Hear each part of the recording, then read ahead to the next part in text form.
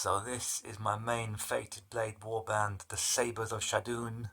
Just want to talk you through it quickly. This is a medium to large warband. It might be normally a bit smaller than this. So for an exalted hero, I've got a weird monster.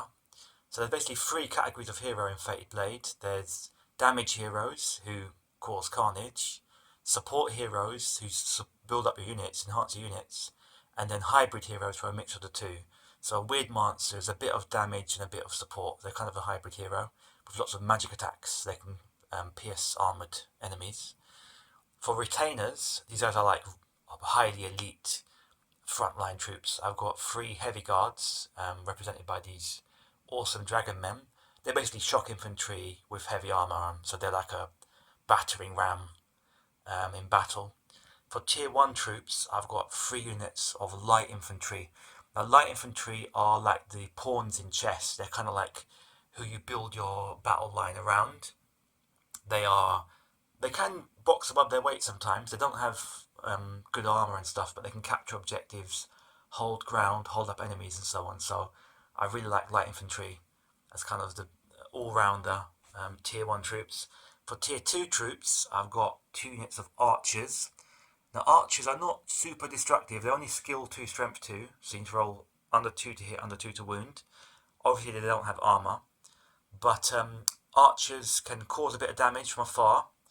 In Fated Blade, when you activate, you get 2 actions, so you can double tap with your arrows, but normally you want to be moving in this game because most of the scenarios are quite mobile.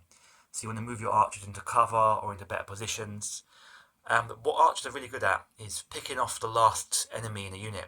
So let's say if one of your units gets engaged and you've got archers, you can risk firing into combat, kill the enemy and free up your unit to activate, which is really quite powerful.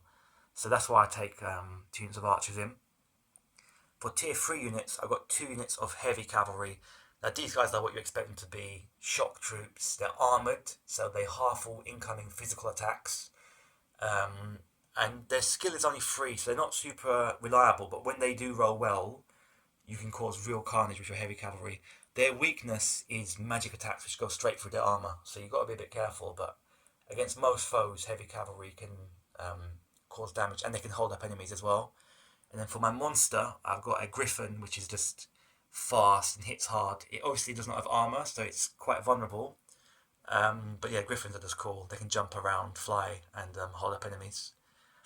And yeah, that is my standard Fated Blade Warband. For reinforcements, I've got light cavalry if I need to race onto the battlefield. I've got shock infantry, who are quite good if you need a strong punch against enemies who are nearby. I've got horse archers, who are basically very mobile and can skirmish, move and shoot. And who else have I got? I think that's it for my reinforcements. Oh, I've got lots of light infantry as well. I always keep bringing light infantry on when I can. There are other types of tier 1 troop who are useful, but I just like the kind of solidity of them. And my other exalted hero is a Royal Knight, basically. He's basically more of a kind of charge in and shock kind of hero. Yeah, that is the Sabres of Shadun. And this is basically a medium to large army. This is about a bit bigger than normal. But yeah, it wouldn't take long to play a game of Fated Blade with this army. Oh, finally, you'll notice the bases. You can base your units how you want, because once one of your models makes contact, the whole unit can fight. So it makes very little difference how your units are based. So yeah, Fated Blade is compatible basically with any kind of miniatures, any kind of fantasy miniatures.